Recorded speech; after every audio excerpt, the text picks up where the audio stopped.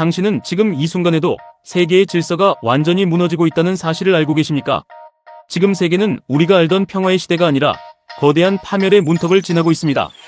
러시아의 푸틴 대통령이 전쟁 패배 직전이라는 사실은 더 이상 숨겨진 뉴스가 아닙니다. 우크라이나가 러시아 내부까지 타격할 수 있는 장거리 공격 능력을 완전히 확보했기 때문입니다. 러시아는 점령지를 속속 잃고 있으며 국민들의 불만은 이미 폭발 직전에 도화선에 불이 붙었습니다. 그런데 이것은 단지 저 멀리 유럽의 싸움이 아닙니다. 중동에서는 이란과 미국의 충돌이 극에 달했고 글로벌 에너지 시장은 언제 터질지 모르는 시한폭탄이 되었습니다. 대부분의 사람들은 이 거대한 위기가 자신과 상관없다고 생각하며 평화로운 일상을 보냅니다. 하지만 바로 그 방심하는 순간 우리의 자산과 삶의 터전은 속수무책으로 무너질 수 있습니다. 오늘 이 영상에서 그 진실의 장막을 걷어내고 우리가 직시해야 할 냉혹한 현실을 완벽하게 파헤쳐 드리겠습니다. 대체 러시아와 푸틴은 왜 이 지경까지 몰리게 되었을까요? 그 첫 번째 이유는 바로 상상을 초월하는 인명 손실과 전선의 고착화입니다. 러시아군은 지금 월 평균 사상자가 3만 명을 가볍게 넘어서고 있습니다. 신규 병력을 충원하는 속도보다 전장에서 사라지는 속도가 훨씬 더 빠른 기이한 현상이 벌어지고 있습니다. 당초 전문가들은 드론과 인공지능이 전쟁을 순식간에 끝낼 것이라고 예측했습니다. 하지만 현실은 소규모 전술 전투의 지독한 교착 상태만이 길게 이어지고 있습니다. 러시아는 2022년 2월부터 2023년 6월까지 대공세를 펼치며 영토를 넓히려 애썼습니다. 연간 수천 제곱킬로미터의 영토를 야금야금 확보했지만 그 결과는 초라하기 그지없습니다. 러시아가 장악한 영토는 대략 11만 제곱킬로미터로 남한 면적보다 조금 큽니다. 하지만 지금의 속도라면 우크라이나 전체를 삼키는 데는 수십 년이 넘게 걸린다는 계산이 나옵니다. 그런데 2024년에 들어서면서 이 판도가 완전히 뒤집히기 시작했습니다. 러시아의 신규 영토 확보는 기어이 뚝 끊어졌습니다. 오히려 4월부터는 우크라이나가 수복한 면적이 러시아가 빼앗은 면적보다 훨씬 더 커졌습니다. 이것은 우크라이나가 개전 이후 잃었던 면적보다 더 많은 영토를 되찾은 역사상 첫 번째 사례입니다. 서울시 면적보다 훨씬 더 큰 지역이 단숨에 우크라이나의 품으로 돌아왔습니다. 여기서 우리가 놓치지 말아야 할 가장 결정적인 터닝포인트가 있습니다. 서방 세계는 우크라이나에 무기를 지원하면서도 철저한 단서를 달았습니다. 러시아 본토를 직접 타격해서 전쟁을 확산시키지 말라는 엄격한 제약이었습니다. 에이테킴스나 하이마스 같은 사거리 300km 미사일은 물론이고 스칼프와 스톰시도 마찬가지였습니다. 서방의 눈치를 보며 발을 동동 구르던 우크라이나는 결국 스스로의 힘으로 해답을 찾아냈습니다. 자체 개발한 사거리 2000km 내외의 플라밍고 미사일과 고성능 장거리 드론이 그 주인공입니다. 이 무기들이 완성되는 순간 전쟁의 법칙은 완전히 송두리째 바뀌었습니다.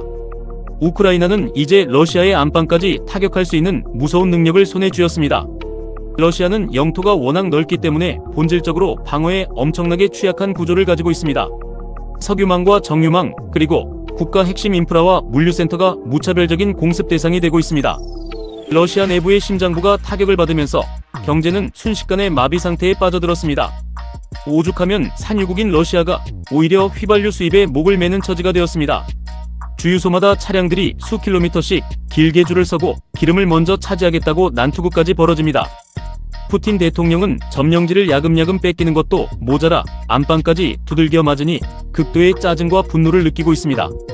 러시아는 제트기를 마음대로 띄울 수 있는 제공권조차 제대로 확보하지 못한 상태입니다. 대규모 폭격은 엄두도 못 내고 단발성 미사일과 드론 공격에만 의존하는 비참한 신세로 전락했습니다. 이것은 우크라이나 전쟁이 완전히 새로운 국면에 접어들었음을 알리는 가장 확실한 신호탄입니다. 푸틴은 지금 역사상 가장 곤혹스럽고 치명적인 벼랑 끝에 서 있습니다. 하지만 여러분, 여기서 우리가 경계해야 할 또 다른 거대한 진실이 있습니다. 전쟁의 당사자인 우크라이나 내부 역시 결코 평온하지 않다는 사실입니다.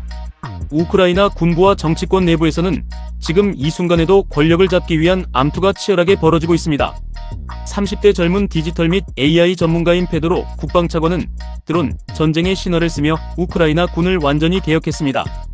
성과를 중심으로 보급 시스템을 뜯어고치고 철저하게 드론 중심의 저비용 고효율 전쟁 체계를 구축했습니다. 이것이 우크라이나군이 러시아를 상대로 기적같은 저력을 발휘할 수 있었던 원동력이었습니다. 그런데 기존의 낡은 기득권 세력과 군부 수뇌부는 이 변화를 결코 반기지 않았습니다. 총사령관 시르스키를 비롯한 구시대 군부 세력은 페도로의 혁신에 사사건건 반발하며 추악한 권력 다툼을 벌였습니다. 재래식 무기 대신 저렴하고 효율적인 드론으로 판이 넘어가자 자신들의 밥그릇이 깨진다고 느꼈던 것입니다. 결국 시르스키 총사령관의 끊임없는 압박과 권유에 못 이겨 젤렌스키 대통령은 페도로 차관을 해임하는 악수를 두었습니다. 그러자 이번에는 성난 국민들의 거센 반발이 폭풍처럼 일어났습니다. 대통령은 민심을 수습하기 위해 다시 시르스키 총사령관마저 전격 해임하는 혼란의 극치를 보여주었습니다. 지도부가 이처럼 갈피를 잡지 못하고 내부 싸움에 몰두하는 모습을 보며 사람들은 한숨을 쉽니다. 전쟁을 치르는 당사자들이 여전히 콩가루 집안처럼 흔들리고 있다는 것은 우리에게 무엇을 말해줍니까? 그렇습니다. 전쟁은 단순히 군대의 무기 싸움이 아니라 내부의 결속력 싸움이며 이 혼란 속에서도 누군가는 이익을 취하고 누군가는 도태된다는 진실입니다. 러시아 역시 전사자와 부상자가 수백만 명에 달하며 파멸의 길로 걸어가고 있습니다. 전선을 돌파하기 위해서는 상상도 할 수 없는 막대한 병력과 장비가 필요하지만 이미 고갈될 대로 고갈되었습니다.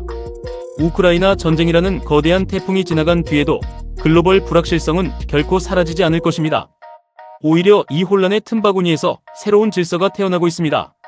이것이 바로 우리가 지금 이 순간 냉정하게 시선을 돌려 대한민국을 바라봐야 하는 이유입니다. 글로벌 공급망이 흔들리고 지정학적 리스크가 최고조에 달할 때 살아남는 자들은 철저하게 국익을 계산하는 이들 뿐입니다. K방산이 전 세계적인 주목을 받고 자주국방의 목소리가 커지는 이유도 바로 여기에 있습니다. 안일하게 대중의 흐름에 휩쓸려 다니는 이들은 결국 거대한 위기의 파도에 휩쓸려 쓸려나갈 것입니다. 하지만 위기의 본질을 정확히 꿰뚫어보고 판의 흐름을 읽는 이들에게는 이 순간이 인생을 바꾸는 단 한 번의 기회가 됩니다.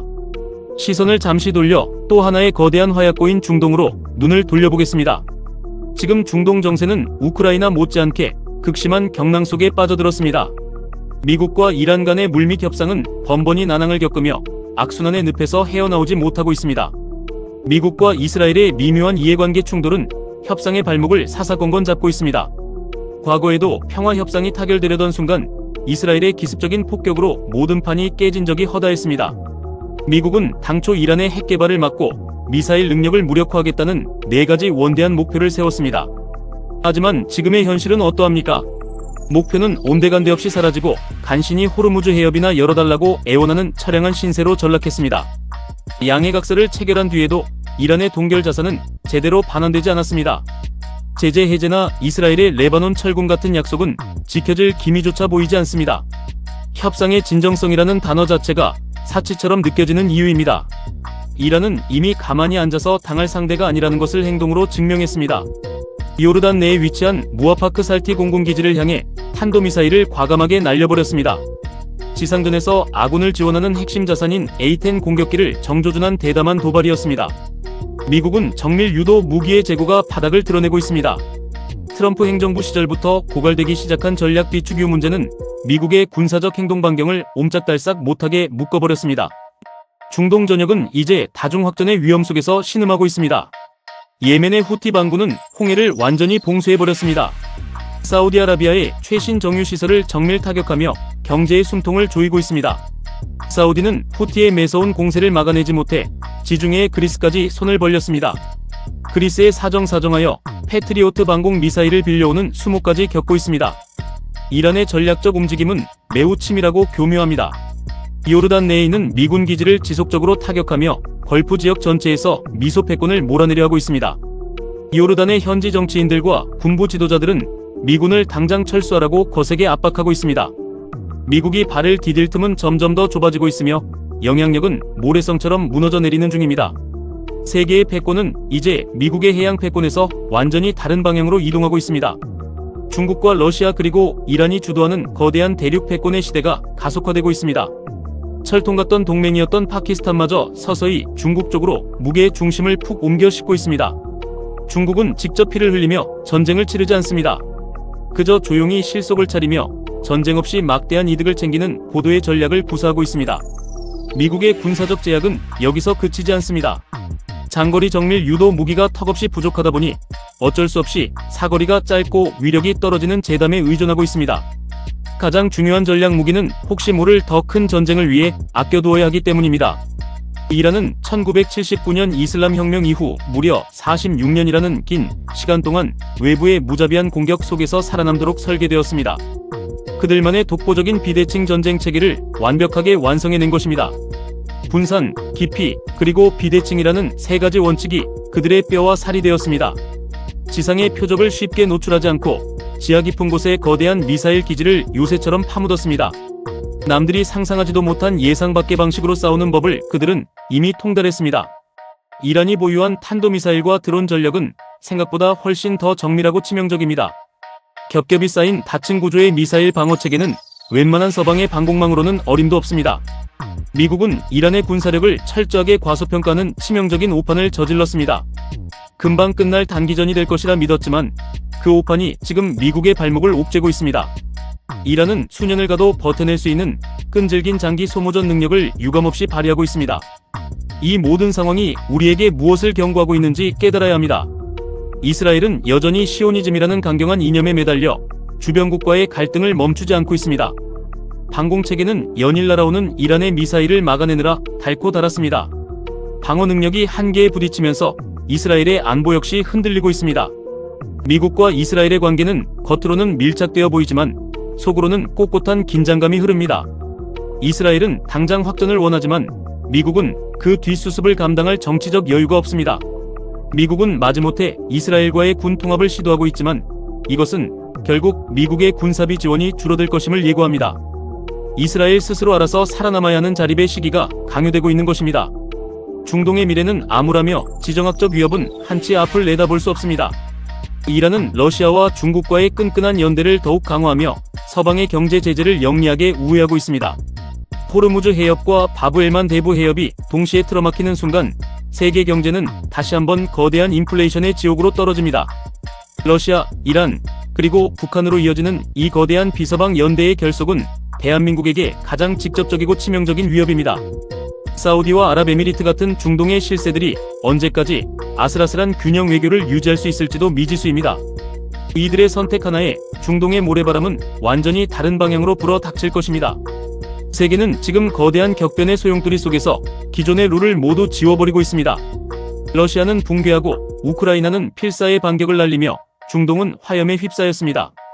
이 모든 거대한 변화의 흐름 속에서 대중은 여전히 무엇이 진짜 위험이고 무엇이 진짜 기회인지 분간하지 못합니다. 안정된 지대에만 머물러 있으려는 본능은 결국 우리를 시대의 낙오자로 만들 뿐입니다. 변화는 이미 시작되었고 기회는 눈앞을 스쳐 지나가고 있습니다. 이제 당신이 어떤 선택을 하고 어떤 시선으로 이 세상을 바라보느냐에 따라 당신의 미래는 완전히 달라질 것입니다. 이 영상이 여러분의 시야를 넓히고 위기 속에서 기회를 잡는 작은 불씨가 되었기를 진심으로 바랍니다. 지금까지 시청해주셔서 진심으로 감사합니다.